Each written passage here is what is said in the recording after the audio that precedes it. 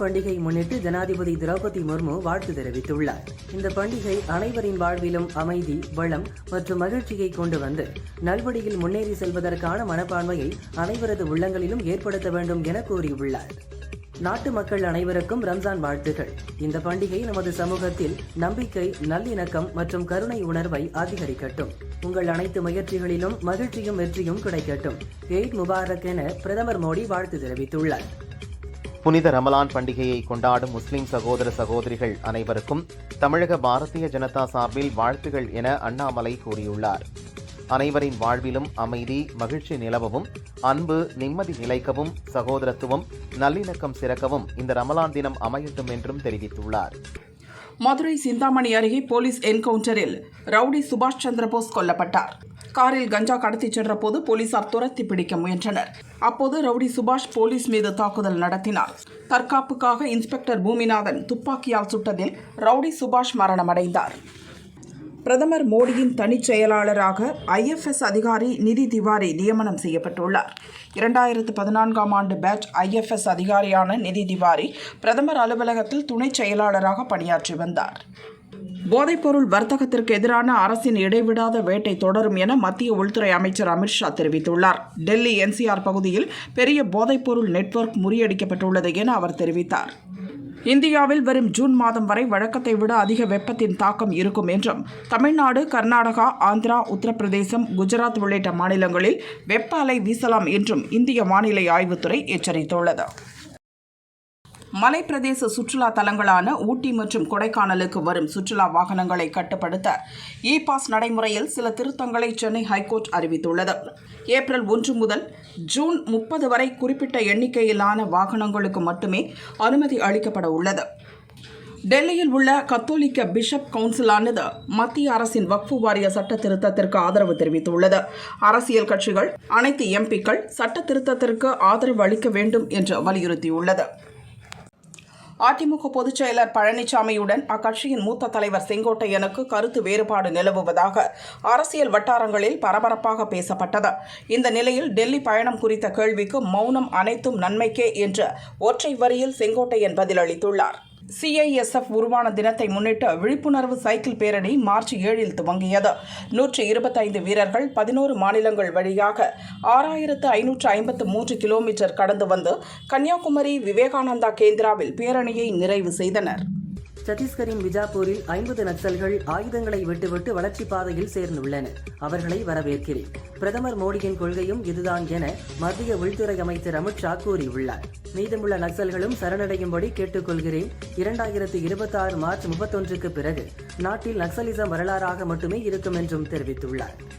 மத்திய பாஜக அரசின் சதித்திட்டங்களை முறியடித்து 2026 சட்டசபை தேர்தலில் வெற்றி பெறுவோம் என முதல்வர் ஸ்டாலின் கூறியுள்ளார்.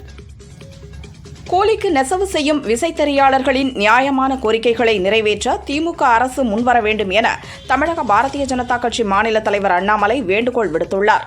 விசைத்தறி உரிமையாளர்கள் மற்றும் ஜவுளித்துறையினர் இடையே பேச்சுவார்த்தை நடத்தி வேலை நிறுத்தத்தை முடிவுக்கு கொண்டு வந்து பல லட்சம் தொழிலாளர்களின் வாழ்வாதாரத்தை மீட்டுத் தரும்படியும் வலியுறுத்தினார். ஆதி திராவிடர் மற்றும் பழங்குடியினர் நலத்துறை நடத்தும் மாணவர் விடுதிகளில் உணவு தரமற்ற முறையில் இருப்பதால் மாணவர்கள் சாப்பிடுவதில்லை என்றும், இந்த உணவு கால்நடை பண்ணைகளுக்கு விற்கப்படுவதாகவும் தினமலர் நாளிதழில் வெளிவந்த செய்தி அதிர்ச்சி அளிக்கிறது என தமிழக பாஜக தலைவர் அண்ணாமலை தெரிவித்தார். சென்னையில் ஒருங்கிணைந்த சமையல் கூடத்தில் சமைக்கப்படும் உணவு அனைத்து விடுதிகளுக்கும் அனுப்பப்படுவதாக கூறப்படுகிறது.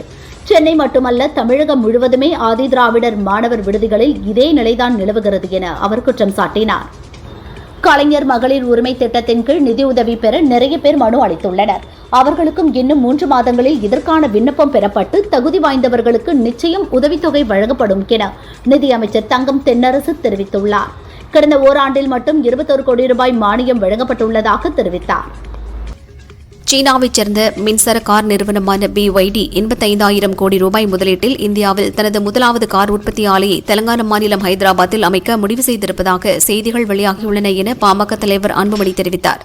தமிழகத்திற்கு இந்த கார் ஆலையை கொண்டு வருவதற்கான அனைத்து வாய்ப்புகள் இருந்தும் கூட அந்த வாய்ப்புகளை தமிழக அரசு கோட்டை விட்டிருக்கிறது என்று கூறினார். மத்திய நிதியமைச்சர் நிர்மலா சீதாராமன் தமிழகத்தை சேர்ந்தவர், ஆனால் பாரதிய ஜனதாவோடு சேர்ந்து கொண்டு தமிழகத்தை வஞ்சித்து வருகிறார் என பள்ளிக்கல்வி அமைச்சர் மகேஷ் தெரிவித்தார். நிதி தராமல் கூட்டு சதி செய்கிறார் என அவர் குற்றம் சாட்டினார். திருப்பதி ஏழுமலையான் கோயிலில் முன்னாள் அமைச்சர் ராஜேந்திர பாலாஜி சாமி தரிசனம் செய்தார். கோயிலுக்கு வெளியே செய்தியாளர்களிடம் பேசுகையில் 2026 ஆண்டுக்கான தேர்தல் அதிமுக திமுக இடையே உண்டான தேர்தல் என கூறினார். விஜய் தேர்தலில் போட்டியிடுவது யாருக்கு சாதகம் யாருக்கு பாதகம் என்பது தேர்தல் முடிவுகள் தெளிவுபடுத்தும் என கூட்டுறவு அமைச்சர் பெரிய கருப்பன் தெரிவித்தார்.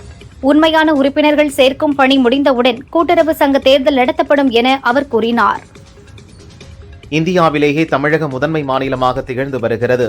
தமிழர்களுக்கு கல்விதான் மிகப்பெரிய பெருமை சேர்த்தது என அமைச்சர் TRP ராஜா கூறினார். கருத்து கணிப்பு எல்லாம் தூள் தூளாக மாறிவிடும், மக்கள்தான் எஜமானர்கள்.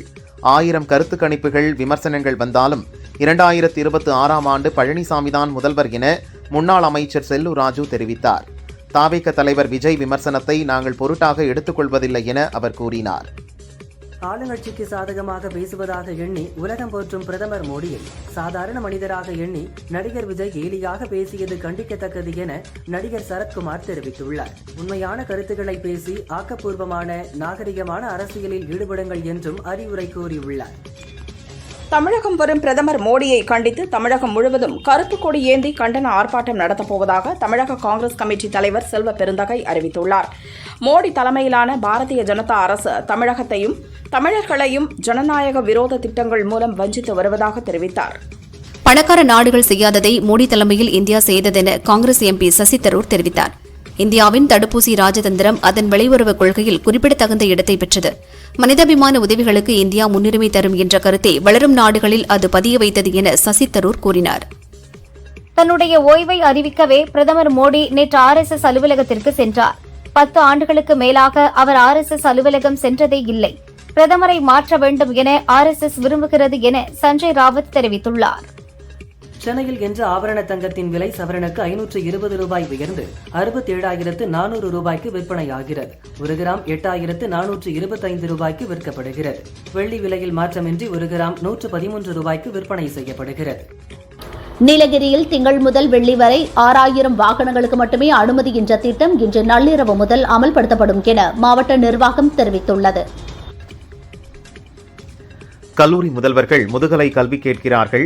இளங்கலை படிப்பு முடித்துவிட்டு என் பிள்ளைகளுக்கு திருமணம் செய்து வைத்து விடுவோம் என்று பெற்றோர்கள் மிரட்டுகிறார்கள் என உயர்கல்வி அமைச்சர் கோவி செழியன் தெரிவித்தார். அவர்களுக்கு கல்யாணமா முதுகலை கல்வியா என்று இரு அமைச்சர்கள் முடிவெடுங்கள் என்பதை போல எங்கள் மீது வீசியிருக்கிறார்கள் என அவர் கூறினார். பறிமுதல் செய்யப்பட்ட ஆற்று மணலை ஒப்பந்ததாரர் மூலம் விற்கக்கூடாது, ஆன்லைன் ஏல முறையில் விற்பனை செய்ய வேண்டும் என பாமக நிறுவனர் ராமதாஸ் கோரிக்கை விடுத்துள்ளார். தேவையான மக்கள் ஆன்லைன் முறையில் மணலை ஏலத்தில் எடுத்துக் கொள்ள முடியும். ஒப்பந்ததாரர் மூலம் விற்பனை செய்யும் திட்டத்தை தமிழக அரசு கைவிட வேண்டும் என அவர் வலியுறுத்தியுள்ளார். மகாராஷ்டிராவில் மராத்தி மொழி பேச மறுப்பவர்களை கன்னத்தில் அறைய வேண்டும் என நவ நிர்மான் சேனா தலைவர் ராஜ் தாக்கரே தெரிவித்துள்ளார். தமிழகத்தை பாருங்கள், தமிழர்கள் ஹிந்தி வேண்டாம் என்று தைரியமாக சொல்கிறார்கள். கேரளாவிலும் கூட அதைத்தான் சொல்கிறார்கள். நீங்கள் அனைவரும் மராத்திக்காக உறுதியாக நிற்க வேண்டும் எனவும் தெரிவித்தார். சென்னை மாநகராட்சியில் 2024-25 நிதியாண்டுக்கான சொத்து வரி வசூல் இன்றுடன் முடிவடைகிறது. இன்றைக்குள் சொத்து வரியை செலுத்த தவறினால் 1% அபராதம் விதிக்கப்படும் என மாநகராட்சி தெரிவித்துள்ளது. வெயில் தாக்கம் காரணமாக 1ஆம் வகுப்பு முதல் 5ஆம் வகுப்பு வரையிலான மாணவர்களுக்கு முன்னதாகவே தேர்வுகளை நடத்தி முடிக்க தமிழக அரசு உத்தரவிட்டுள்ளது. அதன்படி வரும் 7ஆம் தேதி முதல் 17ஆம் தேதி வரை தேர்வுகள் நடத்தப்பட உள்ளன. ரம்ஜான் பண்டிகையை முன்னிட்டு ஈரோடு மாவட்டம் சத்தியமங்கலத்தில் 2000க்கும் மேற்பட்ட முஸ்லிம்கள் ஊர்வலமாக சென்றனர். கோட்டுவீரம்பாளையத்தில் உள்ள ஈத்கா மைதானத்தில் சிறப்பு தொழுகை மேற்கொண்டனர். ஒருவருக்கொருவர் கட்டித் தழுவி ரம்ஜான் வாழ்த்துக்களை தெரிவித்துக் கொண்டனர். தியாகராஜர் கோவில் பங்குனி தேரோட்டத்தை முன்னிட்டு திருவாரூர் மாவட்டத்திற்கு அடுத்த மாதம் 7ஆம் தேதி உள்ளூர் விடுமுறை அறிவித்து கலெக்டர் உத்தரவிட்டுள்ளார். 7ஆம் தேதி நடைபெறவிருந்த குறை தீர்க்கும் கூட்டம் 8ஆம் தேதி நடக்கும் என தெரிவிக்கப்பட்டுள்ளது. தமிழக வெற்றிக் கழகத்தின் மாவட்ட நிர்வாகியும் விஜய் மக்கள் இயக்கத்தின் செங்கல்பட்டு மாவட்ட தலைவரான சூரிய நாராயணன் வாய் புற்றுநோயால் பாதிக்கப்பட்டார். சிகிச்சை பெற்று வந்த அவர் இன்று காலமானார். அவரது மறைவுக்கு கட்சியினர் உட்பட பலரும் இரங்கல் தெரிவித்துள்ளனர். தமிழகத்தில் உள்ள 40 சுங்கச்சாவடிகளில் இன்று நள்ளிரவு முதல் கட்டணம் உயருகிறது. 5 முதல் 10% வரை கட்டணம் வசூலிக்கப்பட இருப்பதாக தகவல் வெளியாகியுள்ளது. கோவை கரும்புக்கடை பகுதியில் நடைபெற்ற ரம்ஜான் சிறப்பு தொழுகை முடிந்த பிறகு பாலஸ்தீனம் காசாவில் அமைதி நிலவ வேண்டியும் வக்ஃப் மசோதாவிற்கு எதிர்ப்பு தெரிவித்தும் கையில் கருப்பு ரிபன் கட்டிக்கொண்டு பதாகைகளை ஏந்தி சிலர் முழக்கமிட்டனர். கலாச்சாரத்தின் அடையாளமான ராமாயணத்தை எப்போதும் போற்றி பாதுகாக்க வேண்டும் என கவர்னர் RN ரவி தெரிவித்துள்ளார். ராமாயணத்தை தமிழ் கலாச்சாரத்தின் ஆன்மாவாகவே கருதுகிறேன். வாழ்வியல் தர்மங்களாக இதை எடுத்துக்கொள்ள வேண்டும் எனவும் தெரிவித்தார். ஊட்டியில் நாளை முதல் ஜூன் 5 வரை படப்பிடிப்பு நடத்த தோட்டக்கலைத்துறை தடை விதித்தது. கோடை விடுமுறையை ஒட்டி சுற்றுலா பயணிகள் வருகை அதிகரிக்கும் என்பதால் இந்த நடவடிக்கை எடுக்கப்பட்டுள்ளது. தேனி மாவட்டம் ஆண்டிப்பட்டி சந்தைப்பேட்டை வார ஆட்டு சந்தையில் ரம்ஜான் பண்டிகையை முன்னிட்டு ரூபாய் 1.5 கோடிக்கு ஆடுகள் விற்பனையானது. கிடாய் ஆடுகள் மற்றும் இறைச்சி ஆடுகளை வியாபாரிகள் போட்டி போட்டு வாங்கி சென்றனர். 10 கிலோ எடை கொண்ட ஆடு ரூபாய் 6,000 வரையிலும், 10 கிலோ எடை கொண்ட கிடாய் ஆடு ரூபாய் 8,000 வரையிலும், 25 கிலோ எடை கொண்ட ஆடு ரூபாய் 15,000 வரையிலும், 25 கிலோ எடை கொண்ட கிடாய் ஆடு ரூபாய் 20,000 வரையிலும் விற்பனையானது. கொடைக்கானலில் பிரதான கோடை சீசன் துவங்க உள்ள நிலையில் சுற்றுலா பயணிகளை கவரும் விதமாக மன்னவனூர் ஏரி சூழல் சுற்றுலா மையத்தில் பராமரிப்பு பணிகளை வனத்துறையினர் மேற்கொண்டுள்ளனர். நாளை முதல் 4 நாட்களுக்கு சுற்றுலா பயணிகளுக்கு அனுமதி இல்லை என்று கொடைக்கானல் மன்னவனூர் வனச்சரகம் சார்பில் அறிவிக்கப்பட்டுள்ளது. குடிப்பதற்கு காசு இல்லாததால் கோயிலில் இருந்து முருகன் சிலையை திருடிய மத்திய பிரதேசத்தைச் சேர்ந்த அங்கித் திவார் மற்றும் 16 வயது சிறுவன் ஆகிய இருவரையும் போலீசார் கைது செய்தனர். திருவள்ளூர் அடுத்த காக்கலூர் பைபாஸ் சாலையில் பைக் மீது அமர்ந்திருந்த இளைஞரை திருடன் என நினைத்து அப்பகுதியினர் சரமாரி தாக்கினர். இளைஞர் காயமடைந்தார். இந்த சம்பவம் குறித்து போலீஸ் விசாரிக்கின்றனர். கடலூர் மாவட்டம் விருத்தாச்சலம் பகுதிகளில் தொடர் பைக் திருட்டில் ஈடுபட்ட அரியலூரைச் சேர்ந்த விஜயகுமாரை போலீசார் கைது செய்தனர்.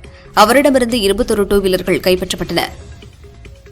கடலூர் மாவட்டம் முகுந்தரியாங்குப்பம் கிராமத்தில் துணை மின் நிலையம் உள்ளது. அங்கிருந்த மின்மாற்றிகளை உடைத்து காப்பர் காயில்களை மர்ம நபர்கள் திருடிச் சென்றனர். அவர்களை போலீசார் தேடுகின்றனர். சென்னை மாங்காடு பகுதியைச் சேர்ந்தவர் சஞ்சீவி. வங்கி மேனேஜரான இவர் தனது மனைவி மற்றும் குழந்தையுடன் திண்டுக்கல்லுக்கு காரில் சென்றார். உளுந்தூர்பேட்டை அருகே சென்றபோது பைக்கில் குடிபோதையில் வந்த இளைஞர்கள் இரும்பு ராடால் காரின் கண்ணாடி உடைத்து நிறுத்தும்படி சஞ்சீவை மிரட்டினர். சஞ்சீவ் காரை வேகமாக ஓட்டிச் சென்று கெடிலம் பகுதியில் வாகன சோதனையில் ஈடுபட்டிருந்த போலீசாரிடம் கூறினார். அவர்கள் விரைந்து சென்று 3 பேரையும் கைது செய்தனர்.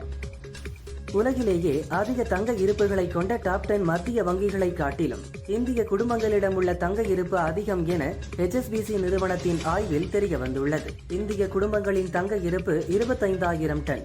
இது அமெரிக்கா, ஜெர்மனி, பிரான்ஸ், ரஷ்யா, சீனா உள்ளிட்ட 10 நாடுகளுடைய மத்திய வங்கிகளின் இருப்பை காட்டிலும் அதிகமாகும். CBSE பள்ளிகளில் 10ஆம் வகுப்பு +2 பாடங்களில் புதிய கல்விக் கொள்கைக்கு ஏற்ப மாற்றங்கள் செய்யப்பட்டுள்ளன.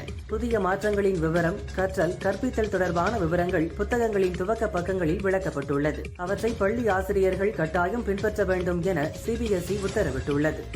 உத்தரப்பிரதேசத்தில் ஒரே நாளில் 582 நீதிபதிகளை பணியிட மாற்றம் செய்து அலகாபாத் ஹைகோர்ட் உத்தரவிட்டுள்ளது. அதிகபட்சமாக கான்பூர் மாவட்டத்தில் 13 நீதிபதிகள் பணியிட மாற்றம் செய்துள்ளது. மத்திய அரசு கொண்டு வந்துள்ள வக்பு திருத்த மசோதா வக்பு நிர்வாகத்தில் நீண்ட காலமாக நிலவும் பல்வேறு பிரச்சினைகளுக்கு தீர்வு காண்பதாக உள்ளது என அஜ்மீர் தர்கா ஷெரீப் அறக்கட்டளை தலைவரும் சிஸ்டி பவுண்டேஷன் தலைவருமான ஹாஜி சையத் சல்மான் சிஸ்டி தெரிவித்துள்ளார். சீர்திருத்தங்களை ஏற்றுக்கொள்வது மற்றும் பொறுப்பேற்க வைப்பதன் மூலம் வக்பு வாரியம் ஏற்படுத்தப்பட்டதன் உண்மையான நோக்கங்கள் நிறைவேற நாம் பணியாற்ற முடியும் என அவர் கூறினார். மத்திய அரசின் சகயோக் தளம் ஒரு தணிக்கை தளமாக செயல்படுவதாக எக்ஸ் சமூக வலைதளம் கூறியுள்ளதற்கு மத்திய அரசு கடும் எதிர்ப்பு தெரிவித்துள்ளது. சகயோக் தளத்தை தணிக்கை தளம் என்று குறிப்பிடுவது தவறான வாதம் என கூறியுள்ளது.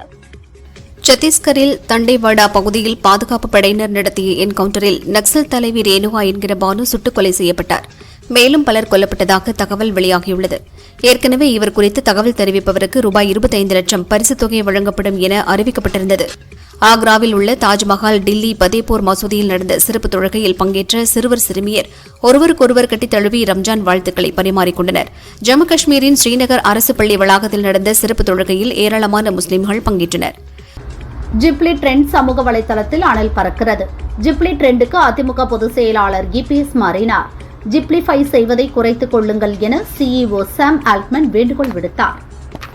ஹைதராபாத் பல்கலை வளாகத்தை ஒட்டியுள்ள 400 ஏக்கர் நிலத்தை கையகப்படுத்தும் தெலுங்கானா அரசின் நடவடிக்கைக்கு எதிராக ஹைதராபாத் பல்கலை மாணவர்கள் போராட்டம் நடத்தினர். அவர்களை போலீசார் வலுக்கட்டாயமாக கைது செய்த சம்பவத்திற்கு கண்டனம் எழுந்து வருகிறது. மகா கும்பமேளா புகழ் மோனலிசாவுக்கு நடிக்க வாய்ப்பு வழங்கிய இயக்குநர் சனோஜ் மிஸ்ரா பாலியல் வன்கொடுமை வழக்கில் கைது செய்யப்பட்டுள்ளார். கதாநாயகி ஆக்குவதாக ஆசை காட்டி 28 வயது பெண்ணை பாலியல் வன்கொடுமை செய்ததுடன் 3 முறை கருக்கலைப்பு செய்ய கட்டாயப்படுத்தியுள்ளார். அந்த பெண் கொடுத்த புகாரின் பேரில் 4 பிரிவுகளின் கீழ் வழக்கு பதிவு செய்து போலீசார் விசாரிக்கின்றனர். தஞ்சாவூர் மாவட்டம் பாபநாசம் தாலுகா பகுதிகளில் ரம்ஜான் பண்டிகை கோலாகலமாக கொண்டாடப்பட்டது. காலையிலேயே முஸ்லிம்கள் புத்தாடைகள் அணிந்து சிறப்பு தொழுகையில் ஈடுபட்டனர். பின்னர் ஒருவருக்கொருவர் ரம்ஜான் வாழ்த்து தெரிவித்தனர். விருதுநகர் ஸ்ரீ பராசக்தி மாரியம்மன் கோயில் பங்குனி திருவிழா கொடியேற்றத்துடன் கோலாகலமாக தொடங்கியது. யாகம் வளர்த்து மாரியம்மனுக்கு சிறப்பு அபிஷேகம், ஆராதனை செய்யப்பட்டது. சிங்கம் வரையப்பட்ட கொடிக்கு சிறப்பு பூஜைகள் செய்யப்பட்டது. தொடர்ந்து மேளதாளம் முழங்க ஆகா ஐயாகோ கோஷத்துடன் கொடிமரத்தில் கொடி ஏற்றப்பட்டது. பல்லாயிரக்கணக்கான பக்தர்கள் கலந்து கொண்டனர். தென்காசி மேலமுத்தாரம்மன் கோயிலில் பங்குனி திருவிழா நடைபெறுகிறது. சிகர நிகழ்ச்சியான பூக்குழி இறங்கும் விழா இன்று அதிகாலை விமரிசையாக நடைபெற்றது. கோவில் முன்பு அமைக்கப்பட்ட பூக்குழியில் ஆண்கள் மற்றும் பெண் பக்தர்கள் 100க்கும் மேற்பட்டவர்கள் இறங்கி நேர்த்திக்கடன் செலுத்தினார்கள். கர்ப்பிணி பெண்கள் மற்றும் சிறுமிகள் பூக்குழி இறங்கி தங்கள் நேர்த்திக்கடனை நிறைவேற்றினார்கள். தேனி மாவட்டம் போடிநாயக்கனூர் அருகே உள்ள பரமசிவன் மலைக்கோயிலில் வரும் 4ஆம் தேதி கும்பாபிஷேகம் நடைபெறவுள்ளது. அதனை முன்னிட்டு அரண்மனை பாரம்பரிய முறைப்படி கலசம் மற்றும் வேள்வி யாகத்தில் வைப்பதற்கான தீர்த்த குடங்கள் ஊர்வலமாக கொண்டு செல்லப்பட்டது. தஞ்சை புன்னைநல்லூர் மாரியம்மன் கோயிலில் கும்பாபிஷேகம் முடிந்த நிலையில் 48 நாள் மண்டலாபிஷேகம் நடந்தது. நிறைவு நாளில் சிறப்பு யாகம் நடத்தப்பட்டது. திரளான பக்தர்கள் பங்கேற்று சாமி தரிசனம் செய்தனர். மன்னார்குடி பழைய பஸ் நிலையம் அருகே உள்ள மகாமாரியம்மன் கோயில் கும்பாபிஷேகம் வெகு விமர்சையாக நடைபெற்றது. திரளான பக்தர்கள் பங்கேற்று சாமி தரிசனம் செய்தனர். மயிலாடுதுறை மாவட்டம் திருமெஞ்ஞானத்தில் உள்ள பிரம்மபுரீஸ்வரர் கோயிலில் தீர்த்தமாரி நடந்தது. இதில் தருமபுர ஆதீனம் பங்கேற்று கோயிலில் உள்ள புனித கிணற்றில் நீராடினார். திரளான பக்தர்கள் நீண்ட வரிசையில் காத்திருந்து கிணற்றில் புனித நீராடி சாமியை வழிபட்டு சென்றனர். திருவாரூர் மாவட்டம் காக்கையாடி ஸ்ரீ அகிலாண்டேஸ்வரி சமேத கைலாசநாதர் மற்றும் ஆறுமுக சுப்பிரமணிய சுவாமி கோயிலில் விமான பாலலயம் மற்றும் திருப்பணிகள் துவக்க விழா நடைபெற்றது. சிவாச்சாரியார்கள் வேத மந்திரங்கள் முழங்க புனித நீர் ஊற்றப்பட்டு விமான பாலலயம் வெகு விமர்சையாக நடைபெற்றது. அதனைத் தொடர்ந்து மகா தீபாராதனை காண்பிக்கப்பட்டு ஆலய திருப்பணிகள் துவக்க விழா நிகழ்ச்சி நடைபெற்றது. நிதி முறைகேடு குற்றச்சாட்டில் சிக்கியுள்ள பிரான்ஸ் வலதுசாரி கட்சி தலைவர் மரியன் லீ பென் தேர்தலில் போட்டியிட தடை விதிக்கப்பட்டுள்ளது. இதன் மூலம் வரும் 2027ஆம் ஆண்டு பிரான்ஸ் தேர்தலில் மரியன் போட்டியிட வாய்ப்பு இல்லாத சூழல் ஏற்பட்டுள்ளது. ஈட்டி ஐயங்கரன் படங்களை இயக்கிய ரவி அரசு அதன்பின் கன்னட நடிகர் சிவராஜ்குமாரை வைத்து ஒரு படத்தை இயக்கியிருந்தார். ஆனால் சிவராஜிற்கு ஏற்பட்ட உடல்நலை பிரச்சனையால் படம் நின்றுவிட்டது. இதையடுத்து விஷாலிடம் ஒரு கதை சொல்லியிருந்தார். தற்போது அந்த படம் துவங்க உள்ளது. அதற்கான முன் தயாரிப்பு பணிகள் நடக்கும் சூழலில் இப்போது நாயகியாக துஷாரா விஜயன் நடிக்க ஒப்பந்தமாகியுள்ளார். ஏஆர் முருகதாஸ் இயக்கத்தில் சல்மான் கான், ரஷ்மிகா மந்தனா நடிப்பில் வெளியாகியுள்ள ஹிந்தி படம் சிக்கந்தர். படத்திற்கு பெரும்பாலும் எதிர்மறையான விமர்சனங்களே வந்துள்ளன. இருப்பினும் படத்தின் முதல் நாள் வசூல் மோசமில்லாத அளவிற்கு 30 கோடி வசூலித்துள்ளதாக பாக்ஸ் ஆபீஸ் வட்டாரங்கள் தெரிவிக்கின்றன. 300 கோடிக்கும் அதிகமாக வசூலித்தால் மட்டுமே படம் லாபத்தை பெற முடியும் என்கிறார்கள். தனுஷை வைத்து பொல்லாதவன், ஆடுகளம் போன்ற படங்களை தயாரித்தவர் 5 ஸ்டார் கதிரேசன். இந்த நிறுவனத்திற்கு தனுஷ் ஒரு படம் பண்ணி தருவதாக ஒப்பந்தமாகி இதுவரை நடித்து தரவில்லை. இது பற்றிய நிறுவனத்தின் பங்குதாரர் கலைச்செல்வி வெளியிட்ட அறிக்கை, 6 ஆண்டுகளுக்கு முன் தனுஷ் எங்கள் நிறுவனத்திற்கு படம் பண்ணுவதாக சொல்லி முன்பணம் பெற்றார். ஆனால் கால்ஷீட் தரவில்லை. இது தொடர்பாக கடந்த ஆண்டு பேச்சுவார்த்தை நடந்தபோது டான் பிக்சர்ஸ் ஆகாஷ் இட்லி கடை படப்பிடிப்பு நடக்க வேண்டும், மேலெடுத்து உத்தரவு என்றனர். நீதி வழங்கத்தானே சங்கங்கள் உள்ளன. அரசியல் குறுக்கிட்டால் இன்று வரை எங்களுக்கு நியாயம் கிடைக்கவில்லை. எங்களது வழியை உணர்ந்து விரைவில் நியாயம் பெற்றுத்தர தாழ்மையுடன் வேண்டிக் கொள்கின்றேன் என தெரிவித்துள்ளார்.